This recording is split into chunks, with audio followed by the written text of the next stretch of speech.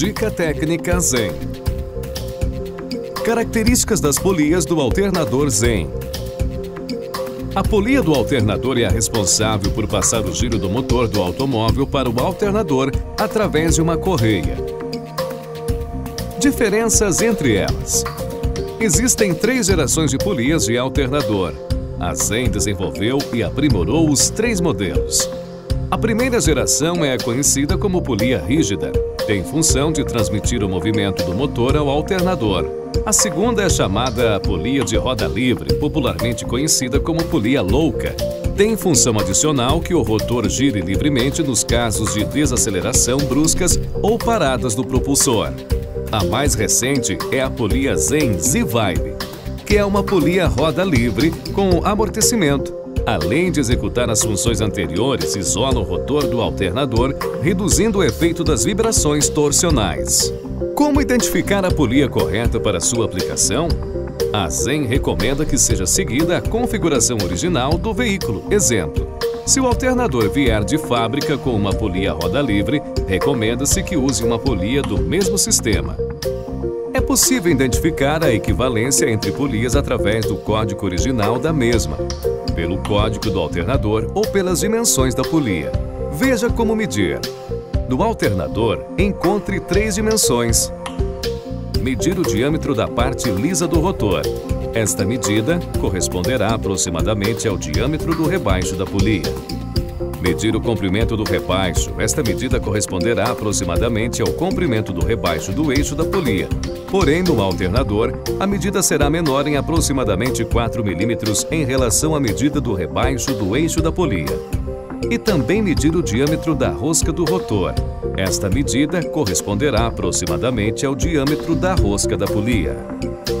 Na polia, encontre as seguintes dimensões. Medida da distância do primeiro filete.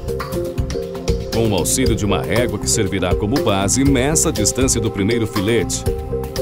Diminua do resultado a medida da régua usada como base.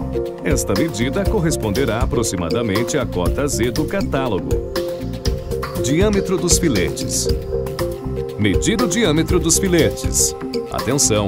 Esta medição deve ser no topo dos filetes, não nos canais. Quantidade de filetes. Contar o número de filetes da polia a ser trocada. Sentido de rotação. Certifique-se da rotação de funcionamento do alternador aplicado no veículo, geralmente indicado por uma seta. Caso não exista marcação, com o uso da ferramenta de montar e desmontar polias, segure a parte externa da polia de roda livre, impedindo o giro dessa parte, da mesma forma que seria aplicada no veículo. Gire a ferramenta encaixada nos estriados do eixo da polia. O último passo é aplicar as dimensões no catálogo online Zen. Usando a pesquisa técnica, indique as dimensões encontradas.